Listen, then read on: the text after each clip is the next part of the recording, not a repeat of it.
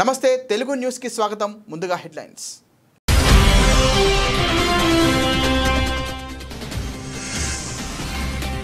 ప్రధాని మోదీకి బ్రెజిల్లో బ్రహ్మరథం. శివతాండవ స్తోత్రంతో మార్మోగిన పరిసరాలు.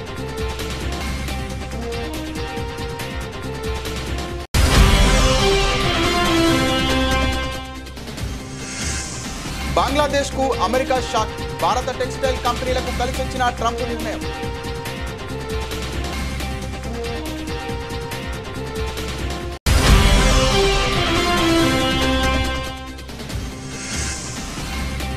డొనాల్డ్ ట్రంప్ కు నోబెల్ శాంతి బహుమతి స్వయంగా ప్రతిపాదించిన నేతన్యాహు.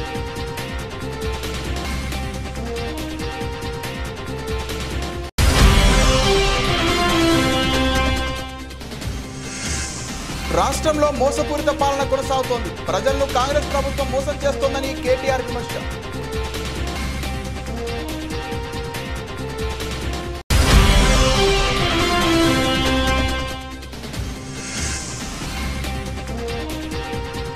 ఇడుపులపాయలో తండ్రి సమాధికి జగన్ నివాళి. జగన్ను ఆశీర్వదించిన విజయమ్మ.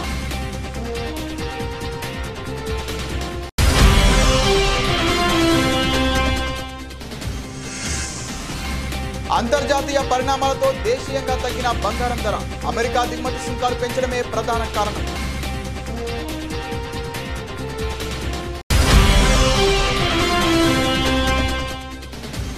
టెస్టుల్లో 400 పరుగుల మైలురాయికి చేరువలో ఇన్నింగ్స్ డిక్లేర్. దక్షిణాఫ్రికా కెప్టెన్ బియాన్ ముండర్ అరుదైన క్రీడా స్ఫూర్తి. బ్రెజిల్ పర్యటనలో ఉన్న భారత ప్రధాని నరేంద్ర మోదీకి రాజధాని బ్రసీలియాలో అపూర్వ స్వాగతం లభించింది. భారతీయ సంస్కృతి, బ్రెజిల్ సాంప్రదాయాల మేళవింపుతో సాగిన ఓ ప్రత్యేక ప్రదర్శన అందరినీ ఆకట్టుకుంది. శివతాండవ స్తోత్రం, బ్రెజిల్కు చెందిన సాంబారేగే సంగీతం, అమెజాన్ గీతాలు ఒకే వేదికపై ప్రదర్శితమవడం ఈ కార్యక్రమానికే ప్రత్యేక ఆకర్షణగా నిలిచింది. ఈ అద్భుతమైన ఘట్టం తమకు దక్కిన ఆశీర్వాదమని పద్మశ్రీ అవార్డు గ్రహీత, బ్రెజిల్లో ప్రముఖ వేదాంత గురువు జోనాస్ మాసెట్టి అభివర్ణించారు. భారతదేశానికి కృతజ్ఞతలు తెలిపేందుకు ఇదొక గొప్ప అవకాశం. వేదాంత జ్ఞానం మా జీవితాలను, మా సమాజాన్ని సమూలంగా మారుస్తోందని ఆయన తెలిపారు. ఈ సందర్భంగా ప్రధాని శక్తి, కరుణ తమను ఎంతగానో ఆకట్టుకున్నాయని ఓ యోగా టీచర్ కెన్లిన్ తన అనుభవాన్ని పంచుకున్నారు. ఈ ప్రత్యేక కార్యక్రమం భారతీయ సమాజానికి ఒక అందమైన కానుక అని ఐసీసీఆర్ డైరెక్టర్ జ్యోతి కిరణ్ శుక్లా అన్నారు. వేద మంత్రాలకు, అమెజాన్ గీతాలకు మధ్య ఉన్న సారూప్యతలపై మా వివేకానంద కేంద్రంలో పరిశోధన చేస్తున్నామని ఆమె వివరించారు. దాదాపు 10 ఏళ్లుగా వేదాంతం అభ్యసిస్తున్నానని, తమ గురువు సమక్షంలో ప్రధాని ముందు మంత్రాలు పఠించడం గౌరవంగా భావిస్తున్నామని ఓ కళాకారుడు పేర్కొన్నారు. ఈ అపురూప స్వాగతంపై ప్రధాని మోదీ ఎక్స్ వేదికగా స్పందించారు. భారత ప్రవాసులు తమ మూలాలతో ఎంతో బలంగా అనుబంధం కలిగి ఉన్నారో ఈ చిరస్మరణీయ స్వాగతం మరోసారి నిరూపించిందని పోస్ట్ చేశారు. 17వ బ్రిక్స్ సదస్సును ముగించుకొని రియో డి జెనీరో నుంచి బ్రసీలియా చేరుకున్న మోదీకి బ్రెజిల్ రక్షణ మంత్రి జోస్ ముసియో మాంటెరో ఫిల్హో విమానాశ్రయంలో స్వాగతం పలికారు. తన పర్యటనలో భాగంగా ప్రధాని మోదీ బ్రెజిల్ అధ్యక్షుడు లూయిజ్ ఇనాసియో లులా డా సిల్వాతో సమావేశమై ఇరు దేశాల మధ్య ద్వైపాక్షిక సంబంధాలపై చర్చించనున్నారు. అమెరికా తీసుకున్న ఒక కీలక వాణిజ్య నిర్ణయం భారత టెక్స్టైల్ రంగానికి అనూహ్యంగా కలిసి వచ్చింది. బంగ్లాదేశ్ నుంచి దిగుమతి అయ్యే అన్ని ఉత్పత్తులపై 35% భారీ సుంకం విధిస్తున్నట్లు అమెరికా అధ్యక్షుడు డొనాల్డ్ ట్రంప్ ప్రకటించడంతో మంగళవారం నాటి ట్రేడింగ్లో భారత టెక్స్టైల్ కంపెనీల షేర్లు పరుగులు పెట్టాయి. ఈ వార్తతో మదుపరులు భారత కంపెనీల వైపు మొగ్గు చూపడంతో స్టాక్ మార్కెట్లో సందడి నెలకొంది. ట్రంప్ నిర్ణయం వెలువడిన వెంటనే Gokul Das exports, Vardhman textiles, Welspun living, Arvind limited, KPR mill వంటి ప్రముఖ కంపెనీల షేర్లు లాభాల్లో దూసుకుపోయాయి. ముఖ్యంగా గోకుల్ దాస్ ఎక్స్పోర్ట్స్ షేర్లు 7% పైగా పెరగ్గా, వర్ధమాన్ టెక్స్టైల్స్ 7.4%, వెల్సన్స్ లివింగ్ 2% మేర లాభపడ్డాయి. అమెరికా మార్కెట్లో బంగ్లాదేశ్ వాటా 9%గా ఉండగా ఈ సుంకాలతో ఆ దేశానికి గట్టి దెబ్బ తగలవచ్చని, అది భారత కంపెనీలకు ప్రయోజనం చేకూరుస్తోందని విశ్లేషకులు భావిస్తున్నారు. ఈ మేరకు బంగ్లాదేశ్ చీఫ్ అడ్వైజర్ మహమ్మద్ యూనస్కు రాసిన లేఖలో ట్రంప్ ఈ విషయాన్ని స్పష్టం చేశారు. ఆగస్టు 1 నుంచి కొత్త సుంకాలు అమల్లోకి వస్తాయని తెలిపారు. తమ దేశంతో బంగ్లాదేశ్కు ఉన్న వాణిజ్య లోటు తమ ఆర్థిక వ్యవస్థకు, జాతీయ భద్రతకు పెనుముప్పుగా పరిణమించిందని, దానిని సరిదిద్దేందుకే చర్యలు తీసుకుంటున్నామని ఆయన పేర్కొన్నారు. ఇప్పటికే జపాన్, దక్షిణ కొరియా నుంచి వచ్చే వస్తువులపై 25% సుంకాలను ట్రంప్ విధించారు. ఇదే సమయంలో భారత్తో వాణిజ్య ఒప్పందం కుదుర్చుకోవడానికి చాలా దగ్గరగా ఉన్నామని ట్రంప్ చెప్పడం గమనార్హం. అమెరికా మాజీ అధ్యక్షుడు డొనాల్డ్ ట్రంప్ను నోబెల్ శాంతి బహుమతికి నామినేట్ చేస్తున్నట్లు ఇజ్రాయెల్ ప్రధానమంత్రి బెంజమిన్ నేతన్యాహు ప్రకటించారు. సోమవారం వైట్ హౌస్లో ట్రంప్తో జరిగిన సమావేశంలో ఈ ఆసక్తికర పరిణామం చోటు చేసుకుంది. ఈ మేరకు తాను నోబెల్ కమిటీకి పంపిన నామినేషన్ లేఖను నేతన్యాహు స్వయంగా ట్రంప్కు అందజేశారు. ఈ సందర్భంగా నేతన్యాహు మాట్లాడుతూ, మిస్టర్ ప్రెసిడెంట్, శాంతి బహుమతి కోసం మిమ్మల్ని నామినేట్ చేస్తూ నేను కమిటీకి పంపిన లేఖ ఇది. మీరు ఈ పురస్కారానికి అన్ని విధాలా అర్హులు. తప్పకుండా దాన్ని అందుకోవాలన్నారు. నేతన్యాహు నుంచి ఊహించని ఈ ప్రతిపాదనకు ట్రంప్ ఆశ్చర్యం వ్యక్తం చేశారు. ముఖ్యంగా మీలాంటి వ్యక్తి నుంచి ఈ ప్రతిపాదన రావడం చాలా అర్థవంతమైంది. మీకు ధన్యవాదాలు అని ట్రంప్ బదులిచ్చారు. ప్రపంచవ్యాప్తంగా ముఖ్యంగా మధ్యప్రాచ్యంలో శాంతి భద్రతల కోసం ట్రంప్ చేసిన కృషిని నేతన్యాహు ప్రత్యేకంగా ప్రశంసించారు. వివిధ ప్రాంతాల్లో శాంతిని నెలకొల్పడంలో ట్రంప్ ముందున్నారు. సవాళ్లను ఎదుర్కొని కొత్త అవకాశాలను అందిపుచ్చుకోవడానికి మా బృందాలు కలిసికట్టుగా అద్భుతంగా పనిచేస్తాయని ఆయన పేర్కొన్నారు. గాజాలో ఇజ్రాయెల్ సైనిక చర్య కొనసాగుతున్న తరుణంలో హమాస్ చెరలో ఉన్న బందీల కుటుంబాల నుంచి తీవ్ర ఒత్తిడి నెలకొన్న నేపథ్యంలో ఈ భేటీ జరగడం ప్రాధాన్యం సంతరించుకుంది. కాల్పుల విరమణ ఒప్పందంలో బందీలందరినీ విడిపించేలా చూడాలని ఇరు నేతలను వారి కుటుంబాలు కోరుతున్నారు. వైట్ హౌస్లో విందుకు ముందు నేతన్యాహు అమెరికా విదేశాంగ మంత్రి మార్కో రూబియో, ట్రంప్ ప్రత్యేక రాయబారి స్టీవ్ విట్కాఫ్లతో బ్లేయర్ హౌస్లో వేరువేరుగా సమావేశమయ్యారు. రాష్ట్రంలో మోసపూరిత పాలన సాగుతోందని బీఆర్ఎస్ వర్కింగ్ ప్రెసిడెంట్ కేటీఆర్ అన్నారు. ఇచ్చిన హామీలను నెరవేర్చకుండా అన్ని వర్గాల ప్రజలను కాంగ్రెస్ ప్రభుత్వం మోసం చేస్తోందని విమర్శించారు. హామీల అమలు గురించి ప్రభుత్వాన్ని 18 నెలలుగా నిలదీస్తున్నామని చెప్పారు. రైతుల సంక్షేమంపై ముఖ్యమంత్రి రేవంత్ రెడ్డి విసిరిన సవాల్ స్వీకరించిన కేటీఆర్ సోమాజిగూడ ప్రెస్ క్లబ్లో మంగళవారం 11 గంటలకు చర్చకు రావాలన్న విషయం తెలిసిందే. ఈ మేరకు పార్టీ ఎమ్మెల్యేలు నేతలతో కలిసి తెలంగాణ భవన్ నుంచి సోమాజిగూడ ప్రెస్ క్లబ్కు కేటీఆర్ బయలుదేరారు. ఈ సందర్భంగా మాట్లాడుతూ అభివృద్ధిపై చర్చకు రావాలని రేవంత్ రెడ్డిని ఎన్నోసార్లు ఆహ్వానించామన్నారు. అసెంబ్లీలో కాదంటే ప్రెస్ క్లబ్లోనైనా చర్చకు రావాలని చెప్పామన్నారు. రుణమాఫీ, రైతు బోనస్ వంటి అంశాలపై చర్చకు రావాలని ఆహ్వానించామన్నారు. గతంలో కూడా ఇట్లాగే కొడంగల్లో ఓడిపోతే రాజకీయ సన్యాసం చేసి తప్పుకుంటాను 3 నెలల్లోనే మాట మార్చి మళ్ళీ పార్లమెంట్లో పోటీ చేసినాం. అట్లాగే హైదరాబాద్ జిహెచ్ఎంసీలో బీఆర్ఎస్ కనుక సొంతంగా గెలిస్తే నేను రాజకీయాలు సన్యాసం తీసుకుంటాను, అప్పుడు మాట తప్పినాం. అందుకే నీ మాట మీద నమ్మకం లేదు కాబట్టే మేమే చెప్పినాం, మా పార్టీ తరఫున మేము ప్రెస్ క్లబ్ బుక్ చేస్తాం, ఆ ప్రెస్ క్లబ్కు మీరు రండి 11 గంటలకు జూలై 8 తారీఖు నాడని చెప్పినాం. చెప్పినట్టుగానే కొడంగల్లో ఎక్కడో కాదు, ముఖ్యమంత్రి గారి సొంత నియోజకవర్గం కొడంగల్లో కూడా ఇంతవరకు రైతు బంధు పడని 670 మంది జాబితాతో సహా, రైతుల జాబితాతో సహా, వాళ్ళ పేర్లు, ఫోన్ నంబర్లు, వాళ్ళ ఇంటి అడ్రస్తో సహా మేము చర్చకు సిద్ధమై బయలుదేరిపోతా ఉన్నాం. అట్లాగే రాష్ట్ర వ్యాప్తంగా మరి జరగని రుణమాఫీ, పడని రైతు బంధు, అదేవిధంగా రాని బోనస్సు, రైతు శ్రేయస్సుకు సంబంధించి ప్రతి అంశం మీద విస్తారంగా చర్చించడానికి మా పార్టీ నాయకత్వం మొత్తం కూడా సిద్ధమై మొత్తం సమాచారంతో సహా, ప్రభుత్వ అధికారిక సమాచారంతో సహా మేము ఇవాళ ప్రెస్ క్లబ్కు బయలుదేరిపోతా ఉన్నాం. ముఖ్యమంత్రి గారు నిన్ననే బయలుదేరి ఢిల్లీ పోయినారంట. మేము అనుకున్నాం వస్తారేమో అనుకున్నాం, ఆయనే ముచ్చటపడి పిలిచిండు కదా వస్తారేమో అనుకున్నాం. రావడం లేదని నేను అనుకుంటా ఉన్నాను, ఎందుకంటే ఢిల్లీలో ఉన్నానని చెప్తున్నారు. మరి వ్యవసాయ మంత్రి గారు వస్తారా, లేదా ఇంకెవరన్నా బాధ్యత గల మంత్రి గారు వస్తారా, లేక ఉప ముఖ్యమంత్రి గారు వస్తారా మాకు తెలియదు. ఎందుకంటే ముఖ్యమంత్రి గారు స్వయంగా విసిరిన సవాల్ కాబట్టి తప్పకుండా వారి ప్రభుత్వం నుంచి ఎవరైనా ఒక బాధ్యత గల వ్యక్తి వస్తారని నేను అనుకుంటా ఉన్నాను. మేము పోతాము, అక్కడ ఎదురు చూస్తాం. ఎవరన్నా బాధ్యత గల మంత్రో ఉప ముఖ్యమంత్రో వస్తే వారితో కూడా మాకేం బేసిజం లేదు. ముఖ్యమంత్రి రావాలి అని మేమేం అంటలేం. ముఖ్యమంత్రి గారి తరఫున ఒక మంత్రి వచ్చినా వారితో చర్చించడానికి మేము సిద్ధంగా ఉన్నాం. ఎందుకంటే ఇంపార్టెంట్ సబ్జెక్ట్, రైతుల సబ్జెక్ట్ కానీ, తెలంగాణ యువత సబ్జెక్ట్ కానీ, 2 లక్షల ఉద్యోగాలు ఇస్తానని చెప్పి అశోక్ నగర్లో ఛాయ్ అడ్డా మీద ఛాయ్ దాక్కుంటా రాహుల్ గాంధీ గారు స్వయంగా ఇచ్చిన మాట మీద కూడా చర్చించడానికి సిద్ధమా అని ముఖ్యమంత్రి గారు అన్నారు. దాని గురించి కూడా మేము సిద్ధమే. అందుకే ఇవాళ మేమందరం కూడా కదిలి ప్రెస్ క్లబ్కి పోతా ఉన్నాం. మరి ముఖ్యమంత్రి గారు మాట నిలుపుకొని తప్పకుండా హాజరు కావాలని, ఇవాళ హాజరు కాలేని పక్షంలో మరొక రోజు వారు ఏ స్థలం చెప్పినా, ఏ తేదీ చెప్పినా, ఏ రోజు చెప్పినా, ఏ డేటు ఏ టైం చెప్పినా తప్పకుండా మేము వస్తాము మా పార్టీ తరఫున. మళ్ళొకసారి వారి సవాల్ను స్వీకరిస్తూ వారికి విజ్ఞప్తి చేస్తూ చర్చలో తప్పకుండా ఎవరైనా మంత్రి గారు వస్తే వారికి కూడా ముఖ్యమంత్రి గారికి చెప్పాలనుకున్న అన్ని విషయాలు, రాష్ట్రంలో రైతులకు జరుగుతున్న మోసాలు, రాష్ట్రంలో రైతులకు చేస్తున్న అన్యాయం మీద. నేడు దివంగత ముఖ్యమంత్రి వైఎస్ జగన్మోహన్ రెడ్డి 76వ జయంతి. ఈ సందర్భంగా వైసీపీ అధినేత జగన్ తన తండ్రికి నివాళులర్పించారు. కడప జిల్లా ఇడుపులపాయలోని వైఎస్ఆర్ ఘాట్ను ఆయన కుటుంబ సభ్యులతో కలిసి సందర్శించారు. ఉదయం వైఎస్ఆర్ ఘాట్ వద్దకు చేరుకున్న జగన్ తన తండ్రి సమాధిపై పుష్పగుచ్చం ఉంచి శ్రద్ధాంజలి ఘటించారు. అనంతరం అక్కడ నిర్వహించిన ప్రత్యేక ప్రార్థనల్లో పాల్గొన్నారు. ఈ కార్యక్రమంలో జగన్ తల్లి విజయమ్మ కూడా పాలుపంచుకున్నారు. ప్రార్థనల అనంతరం జగన్ తన తల్లిని ఆప్యాయంగా పలకరించగా ఆమె కుమారుడిని ఆశీర్వదించారు. ఈ కార్యక్రమానికి వైఎస్ కుటుంబ సభ్యులతో పాటు ఉమ్మడి కడప జిల్లాకు చెందిన పలువురు వైసీపీ ముఖ్య నేతలు, కార్యకర్తలు, అభిమానులు పెద్ద సంఖ్యలో తరలివచ్చి దివంగత నేతకు నివాళులర్పించారు. వైఎస్ఆర్ జయంతి సందర్భంగా వారు ఆయన సేవలను స్మరించుకున్నారు.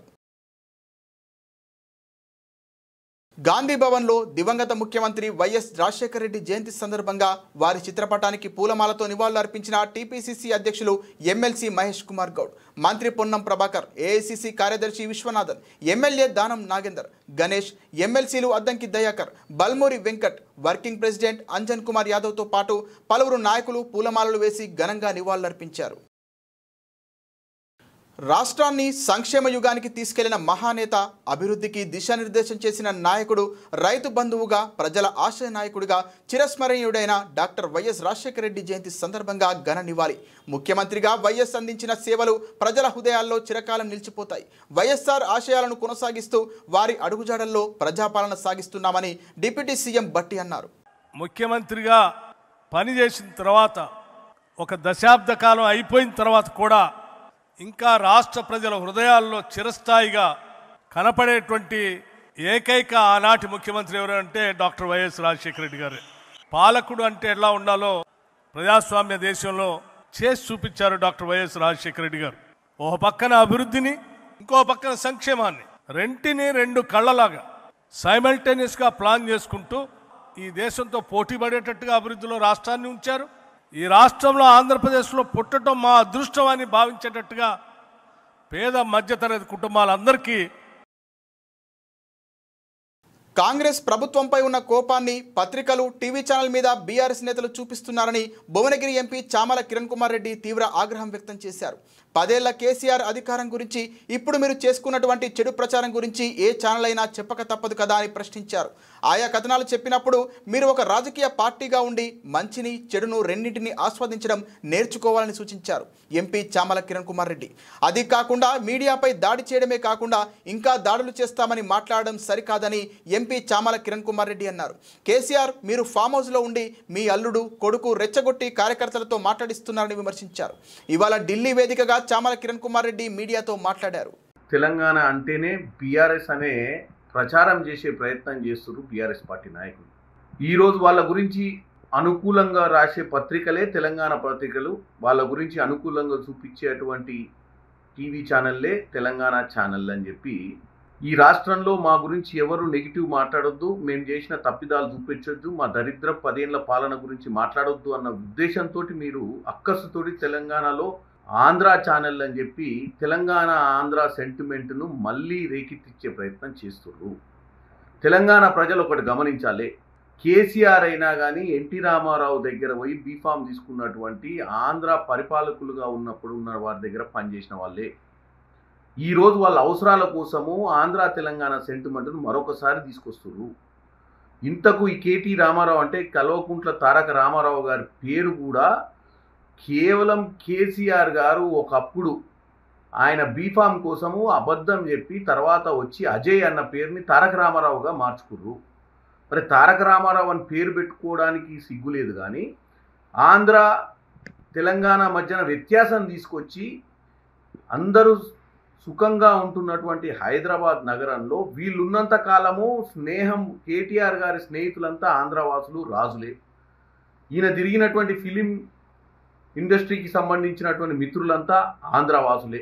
ఈరోజు కేవలం మీ గురించి నెగిటివ్గా చూపిస్తున్న వాళ్ళను ఆంధ్ర పత్రికలు అని చెప్పి మళ్ళీ మీ దగ్గర చిల్లర వల్లరు ఉన్నటువంటి చదువుకున్న ఐపీఎస్ ఆఫీసర్లతో కూడా మాట్లాడిస్తున్నారు. ఏది రిజైన్ చేసి వచ్చినటువంటి ఐపీఎస్ ఆఫీసర్లతోటి. అంటే కేటీ రామారావు గారు, మీరు చదువుకున్నది గుంటూరులో విజ్ఞాన్ కాలేజ్లో. విజ్ఞాన్ కాలేజ్లో దాన్ని జ్ఞానం లేని మాటలు మాట్లాడుతున్నావు. నువ్వు చదువుకుంది, పెరిగింది, పేరు పెట్టుకుంది, మీ 10 సంవత్సరాల పాలనలో మీరు వాడుకుంది. అప్పుడు వాళ్ళు ఎప్పుడు కూడా మీకు చెడు అనిపించలే. ఉద్యమం సమయంలో అనిపించిర్రు, తెలంగాణ ప్రజల్ని మభ్యపెట్టి అధికారంలోకి వచ్చిర్రు. ఈరోజు హైదరాబాద్ని గ్లోబల్ సిటీ చేయాలనుకుంటున్నాం, తెలంగాణను గ్లోబల్లో ఒక మంచి రైజింగ్ తెలంగాణ స్లోగన్ తోటి కాంగ్రెస్ పార్టీ పోతుంటే ముందుకు, కాంగ్రెస్ పార్టీ మీద కోపాన్ని పత్రికల మీద టీవీ ఛానళ్ళ మీద చూపిస్తే ఏమొస్తుంది? మీరు చేసిన 10 ఏళ్ల అధికారం గురించి, ఇప్పుడు మీరు చేస్తున్నటువంటి చెడు ప్రచారం గురించి మరి ఛానళ్ళు చెప్పక తప్పదు కదా. చెప్పినప్పుడు మీరు ఒక రాజకీయ పార్టీగా ఉండి మంచిని చెడును రెండును ఆస్వాదించడం నేర్చుకోవాలి. మీరు పోయి దాడి చేయడమే కాకుండా. మహానేత వైఎస్ఆర్ 76వ జయంతి సందర్భంగా కాంగ్రెస్ పార్టీ పక్షాన ఘన నివాళులు అర్పిస్తున్నాం. ఉమ్మడి ఆంధ్రప్రదేశ్లో 2 సార్లు సీఎంగా పనిచేసిన ఆయన రాష్ట్రంలోనే కాదు దేశంలోనూ కాంగ్రెస్ అధికారంలోకి రావడంలో కీలక పాత్ర పోషించారు. సుపరిపాలన, సంక్షేమ పథకాలతో కోట్లాది మంది గుండెలను తాకి ఆరోగ్యశ్రీ, ఫీజు రియంబర్స్మెంట్, జలయజ్ఞం లాంటి పథకాలతో పాలనలో వైఎస్ఆర్ మార్కు చూపించారు. వైఎస్ఆర్ అభిమానులు ప్రజల పక్షాన తెలంగాణ ప్రభుత్వానికి ఒక విజ్ఞప్తి. వైఎస్ఆర్ మరణానంతరం హైదరాబాద్లో ఒక మెమోరియల్ ఏర్పాటు కలగానే మిగిలిపోయింది. తెలంగాణలో ఉన్న కాంగ్రెస్ నాయకత్వంలో వైఎస్ఆర్ మెమోరియల్ ఏర్పాటుకు రేవంత్ అన్న సానుకూలంగా స్పందిస్తారని ఆశిస్తున్నా. ఈ నేపథ్యంలో ఏఐసీసీ అగ్రనేతలు సోనియా గాంధీ, రాహుల్ గాంధీలకు లేఖలు రాయడం జరిగింది. ఈరోజు రాజశేఖర రెడ్డి గారి 76వ జయంతి. ఈ సందర్భంగా ఆయనకు కాంగ్రెస్ పార్టీ ఘన నివాళులు అర్పిస్తుంది. రాజశేఖర రెడ్డి గారు ముఖ్యమంత్రిగా 2 సార్లు గెలిచారు. 5 సంవత్సరాలు ముఖ్యమంత్రిగా పనిచేసిన నాయకుడు. రాష్ట్రంలోనే కాదు కేంద్రంలో కూడా కాంగ్రెస్ పార్టీని అధికారంలోకి తెచ్చిన నాయకుడు. ఆయన పరిపాలన, ఆయన పథకాల వల్ల కోట్ల మంది తెలుగు ప్రజల జీవితాలని తాకినవాడు. ఆరోగ్యశ్రీ, ఫీజు రీయింబర్స్మెంట్, 108, జలయజ్ఞం ఇలాంటివి రాజశేఖర రెడ్డి గారి మార్క్ పరిపాలన. ఇచ్చిన మాట తప్పకపోవడం, మడమ తిప్పకపోవడం రాజశేఖర రెడ్డి గారి మార్క్ రాజకీయం. రాజశేఖర రెడ్డి గారు చనిపోతే ఆ బాధను తట్టుకోలేక, ఆ నిజాన్ని జీర్ణించుకోలేక ఆయన వెనకాలే దాదాపు 700 మంది ప్రాణాలు వదిలారు అంటే ఆయన ఎంత గొప్ప నాయకుడో చరిత్ర చెప్పేసింది. అలాంటి నాయకునికి, మా నాన్నకి మనస్ఫూర్తిగా నివాళులు అర్పిస్తున్నాం. రాజశేఖర రెడ్డి గారి అభిమానులందరికీ మనస్ఫూర్తిగా నమస్కరించుకుంటున్నాం. ఈ సందర్భంగా రాజశేఖర రెడ్డి గారు ఉమ్మడి ఆంధ్ర రాష్ట్రానికి ముఖ్యమంత్రిగా పనిచేశారు. కాబట్టి హైదరాబాద్లో కూడా రాజశేఖర రెడ్డి గారికి ఒక మెమోరియల్ స్పేస్ ఉండడం సబబు. రాజశేఖర రెడ్డి గారు మరణించిన వెంటనే కాంగ్రెస్ పార్టీ అది కేటాయించినప్పటికీ ఇప్పటికీ అది అమలు కాలేదు. ఇప్పటికైనా, ఇప్పుడు రేవంత్ అన్న గారు అక్కడ ముఖ్యమంత్రిగా ఉన్నారు, ఇప్పటికైనా హైదరాబాద్లో ఉమ్మడి ఆంధ్రప్రదేశ్ ముఖ్యమంత్రిగా పనిచేసిన రాజశేఖర రెడ్డి గారికి ఒక మెమోరియల్ స్పేస్ ఏర్పాటు చేసే దిశగా పనిచేయాలని రేవంత్ అన్న గారిని మనస్ఫూర్తిగా రిక్వెస్ట్ చేస్తూ, ఇదే విషయం మీద సోనియా గాంధీ గారిని కూడా అడగడం జరిగింది, లెటర్ రాయడం జరిగింది. కాబట్టి ఇది వెంటనే అమలు చేస్తే రాజశేఖర రెడ్డి గారి అభిమానులందరికీ రాజశేఖర రెడ్డి గారిని తెలంగాణలో, హైదరాబాద్లో కూడా వాళ్ళు వెళ్ళి తలుచుకోవడానికి, నివాళులు అర్పించడానికి అవకాశం ఉంటుంది. ఎందుకంటే ప్రస్తుతం కనీసం ఆయన జయంతికి, వర్ధంతికి కూడా ఆయనని స్మరించుకునే అవకాశమునే మెమోరియల్ స్పేసు తెలంగాణలో, హైదరాబాద్లో లేకపోయింది. మరొకసారి రాజశేఖర రెడ్డి గారి అభిమానులందరికీ, ఇక్కడ వచ్చిన వాళ్ళందరికీ, రాలేకపోయిన వాళ్ళందరికీ కూడా రాజశేఖర రెడ్డి బిడ్డ మనస్ఫూర్తిగా. బీఆర్ఎస్ నేతలు మతి భ్రమించి మాట్లాడుతున్నారని నకిరికల్ పట్టణంలోని పన్నాలగూడెం ఎమ్మెల్యే క్యాంపు కార్యాలయం నందు నకిరికల్ ఎమ్మెల్యే వేముల వీరేశం విలేకరుల సమావేశం నిర్వహించారు. కాంగ్రెస్ పార్టీకి సంబంధించిన ముఖ్యమంత్రి, మంత్రుల గురించి మాట్లాడకుంటే బీఆర్ఎస్ వాళ్లకు నిద్ర పట్టడం లేదు. 9,000 కోట్ల రూపాయల రైతు భరోసా ఇచ్చి ఇందిరమ్మ ఇల్లు, సన్నబియ్యం, రైతు రుణమాఫీ, 200 యూనిట్ల కరెంటు ఉచితం, 500 గ్యాస్ సిలిండర్, మహిళలకు ఉచిత బస్సు ప్రయాణ సౌకర్యం కల్పించారు. ప్రతిపక్ష నాయకుడిని చర్చకు రమ్మని కోరినా రాకుండా పారిపోయి ఫామ్ హౌస్లో పండుకుంటూ కేసీఆర్ అని మండిపడ్డారు. ఈరోజు కాంగ్రెస్ ప్రభుత్వాన్ని, గౌరవనీయులు ముఖ్యమంత్రి రేవంత్ రెడ్డి గారిని, కాంగ్రెస్ పార్టీకి సంబంధించినటువంటి మంత్రుల్ని ఆడిపోసుకోకుంటే, వాళ్ళ గురించి మాట్లాడకుంటే, వారిపైన విమర్శలు చేయకుంటే బీఆర్ఎస్ పార్టీకి మనుగడ, బీఆర్ఎస్ నాయకులైనటువంటి కేటీఆర్, హరీష్ రావుకు ఐడెంటిఫికేషన్ కరువైతున్నటువంటి ఒక దయనీయమైన పరిస్థితి ఈరోజు దాపూరించిందని చెప్పేసి చాలా స్పష్టంగా ప్రజలకు అర్థమవుతాం. మా ముఖ్యమంత్రి రేవంత్ రెడ్డి గారు మొన్న మా అధినాయకులు మల్లికార్జున ఖర్గే గారు వచ్చినటువంటి సందర్భంలో చాలా స్పష్టంగా చెప్పారు. 9 రోజుల్లో 9,000 కోట్ల రూపాయలు రైతు భరోసా చేసినాం, 3,500 ఇండ్లు ఇచ్చినాం, సన్న బియ్యం ఇచ్చినాం, 20,000 కోట్ల పైచిలకు రైతులకు రుణాలు మాఫీ చేసినాం, 200 యూనిట్ల కరెంట్ ఇచ్చినాం, 500కు గ్యాస్ సిలిండర్ ఇచ్చినాం, ఉచితంగా బస్సు ఇచ్చినాం, దాదాపు 50,000 పైచిలకు నియరెస్ట్ 60,000 ఉద్యోగాలు ఇచ్చినాం. హెడ్ కౌంటు ఇదే వేదికల ఇదే గ్రౌండ్లో మేము నియామక పత్రాలను ఇచ్చినాం. హెడ్ కౌంట్ మేము చూపిస్తాం, బహిరంగ విచారణకు రమ్మని కేసీఆర్ని అడిగింది. కేసీఆర్ని ఎందుకు అడిగిండు?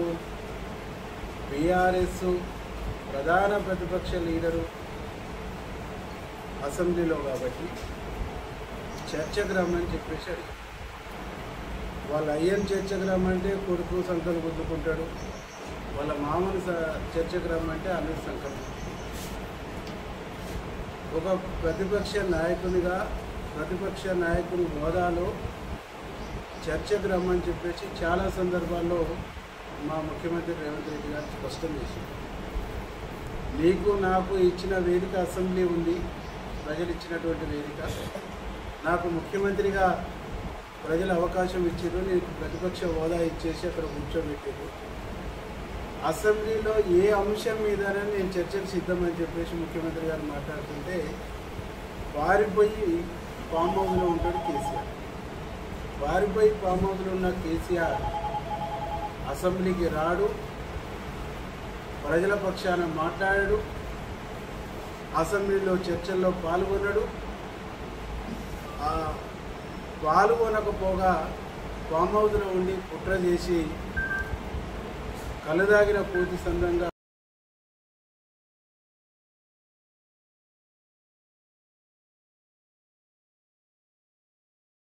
అమెరికా అధ్యక్షుడు డొనాల్డ్ ట్రంప్ తీసుకున్న కీలక నిర్ణయం దేశీయ బులియన్ మార్కెట్పై తక్షణ ప్రభావం చూపింది. జపాన్, దక్షిణ కొరియా సహా పలు దేశాల నుంచి దిగుమతి అయ్యే వస్తువులపై సుంకాలను భారీగా పెంచుతున్నట్లు ట్రంప్ ప్రకటించడంతో అంతర్జాతీయ మార్కెట్లో నెలకొన్న మిశ్రమ ధోరణుల నేపథ్యంలో మంగళవారం దేశీయంగా బంగారం ధర తగ్గింది. అయితే వెండి ధర మాత్రం స్వల్పంగా పుంజుకోవడం గమనార్హం. మల్టీ కమోడిటీ ఎక్స్చేంజ్లో ఈ ఉదయం ట్రేడింగ్ ప్రారంభంలోనే బంగారం ధర నష్టాలతో మొదలైంది. 10 గ్రాముల పసిడి ధర 0.14% తగ్గి 97,136 వద్ద ట్రేడ్ అయింది. అంతకు ముందు రోజు ముగింపు ధర 97,270తో పోలిస్తే ఇది రూపాయలు 134 తక్కువ. మరోవైపు వెండి ధరలో సానుకూలత కనిపించింది. కిలో వెండి ధర 0.07% పెరిగి రూపాయలు 1,08,402 వద్ద స్థిరపడింది. అంతర్జాతీయంగా చూస్తే డాలర్ విలువ బలోపేతం కావడం, ట్రెజరీ ఈస్టాల్స్ పెరగడంతో బంగారం ధరలపై ఒత్తిడి నెలకొంది. స్పాట్ గోల్డ్ ధర ఔన్స్కి $3,334 వద్ద నిలకడగా ఉంది. ఆగస్టు 1 నుంచి దిగుమతులపై 25% సుంకాలు విధిస్తామని ట్రంప్ ప్రకటించడం మార్కెట్ సెంటిమెంట్ను దెబ్బతీసింది. అయితే ఈ నిర్ణయం అమలుకు తాత్కాలికంగా వాయిదా వేస్తూ ట్రంప్ కార్యనిర్వాహక ఉత్తర్వులు జారీ చేయడం కొత్త ఉపశమనం కలిగించింది. Reliance securities senior research analyst Jigar Trivedi మాట్లాడుతూ పసిడి ధరల ధోరణి నిలకడగా లేదా ప్రతికూలంగా ఉండవచ్చు. ఎంసీఎక్స్లో బంగారం ధరకు 96,800 వద్ద బలమైన మద్దతు, 97,300 వద్ద నిరోధం ఉంది అని విశ్లేషించారు. మెహతా ఈక్విటీస్ నిపుణుడు రాహుల్ కలాంత్రి కూడా ఇదే విధమైన అంచనాలు వెలువరించారు. మదుపర్లు తదుపరి సంకేతాల కోసం బుధవారం వెలువడనున్న అమెరికా ఫెడరల్ రిజర్వ్ సమావేశ మినిట్స్ కోసం ఎదురు చూస్తున్నారు. జింబాబ్వేతో జరుగుతున్న టెస్టు మ్యాచ్లో దక్షిణాఫ్రికా తాత్కాలిక కెప్టెన్ వియాన్ ముల్డర్ 367 రన్స్ చేసి నాట్అవుట్గా నిలిచాడు. త్రిశతకంలో ఆకట్టుకున్న ముల్డర్ త్రుటిలో బ్రియాన్ లారా రికార్డును బ్రేక్ చేసే అవకాశాన్ని వదులుకున్నాడు. టెస్టుల్లో లారా అత్యధికంగా 401 రన్స్ చేశాడు. అయితే ఆ రికార్డును బ్రేక్ చేసే అవకాశం ఉన్న ముల్డర్ మాత్రం ఆ ఛాన్స్ తీసుకోలేదు. ఎందుకు ఇన్నింగ్స్ డిక్లేర్ చేయాల్సి వచ్చిందో చెప్పాడు. బ్రియాన్ లారా మీద ఉన్న గౌరవం వల్లే తమ ఇన్నింగ్స్ను డిక్లేర్ చేసినట్లు చెప్పాడు. దక్షిణాఫ్రికా తన తొలి ఇన్నింగ్స్లో 626 రన్స్ చేయగా ఫస్ట్ ఇన్నింగ్స్లో జింబాబ్వే 170 రన్స్కి ఆల్అవుట్ అయింది. ఆ తర్వాత రెండో ఇన్నింగ్స్లో వికెట్ నష్టానికి 51 రన్స్ చేసింది. బ్రియాన్ లారా ఓ లెజెండరీ ప్లేయర్ అని, అతను 410 రన్ స్కోర్స్ను చేశాడని, ఆ స్థాయి ఆటగాడి రికార్డును అలాగే ఉంచడం గౌరవప్రదంగా ఉంటుందని ముల్డర్ తెలిపారు. ఒకవేళ మళ్ళీ 400 రన్స్ స్కోర్ చేసే ఛాన్స్ వస్తే ఇలాగే చేయనున్నట్లు చెప్పాడు. తను తీసుకున్న నిర్ణయాన్ని కోచ్ శుక్రీ కాండ్రాడ్కు చెప్పినట్లు తెలిపాడు. తాను కూడా అదే చెప్పాడని, ఆ రికార్డు లెజెండ్ వద్దే ఉండనివ్వని, నా భవిష్యత్తు ఎలా ఉంటుందో చెప్పలేం, కానీ బ్రియాన్ లారా రికార్డు అయిన ఖాతాకే ఉంటే సరిపోతుందన్నారు. గతంలో దక్షిణాఫ్రికా ప్లేయర్ హసీమ్ అమ్లా అత్యధికంగా టెస్టులో 311 రన్స్ చేశాడు. ఆ రికార్డును ముల్డర్ బ్రేక్ చేశాడు. 2012లో ఓవల్లో ఇంగ్లాండ్లో జరిగిన మ్యాచ్లో ఆమ్లా ఆ స్కోర్ చేశాడు. ట్రిపుల్ సెంచరీ చేసిన రెండవ సౌత్ ఆఫ్రికా ప్లేయర్గా ముల్డర్ నిలిచాడు. అత్యంత వేగంగా త్రిశతకం చేసిన రెండో బ్యాటర్గా రికార్డు నెలకొల్పాడు. ముల్డర్ 297 బంతుల్లో ట్రిపుల్ సెంచరీ చేయగా వీరేంద్ర సెహ్వాగ్ 278 బంతుల్లో ట్రిపుల్ సెంచరీ కొట్టాడు. ముల్డర్ తన ఇన్నింగ్స్లో 334 బంతులు ఆడాడు. దాంట్లో 49 ఫోర్లు, 4 సిక్సర్లు ఉన్నాయి. బులెటిన్ ముగించే ముందు హెడ్లైన్స్ మరోసారి.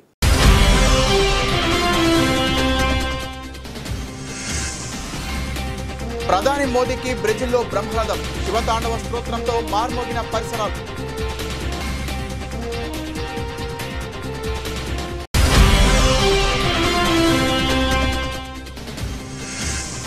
బంగ్లాదేశ్కు అమెరికా షాక్, భారత టెక్స్టైల్ కంపెనీలకు కలిసొచ్చిన ట్రంప్ నిర్ణయం.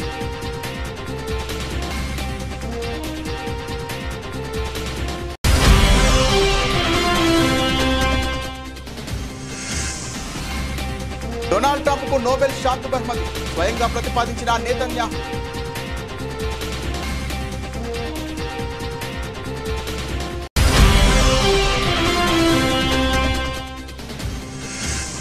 రాష్ట్రంలో మోసపూరిత పాలన కొనసాగుతోంది, ప్రజలను కాంగ్రెస్ ప్రభుత్వం మోసం చేస్తోందని కేటీఆర్ విమర్శ.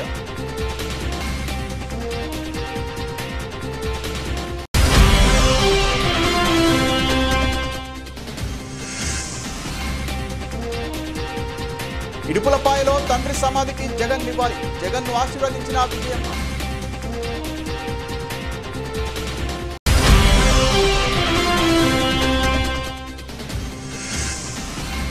అంతర్జాతీయ పరిణామాలతో దేశీయంగా తగ్గిన బంగారం ధర, అమెరికా దిగుమతి సుంకాలు పెంచడమే ప్రధాన కారణం.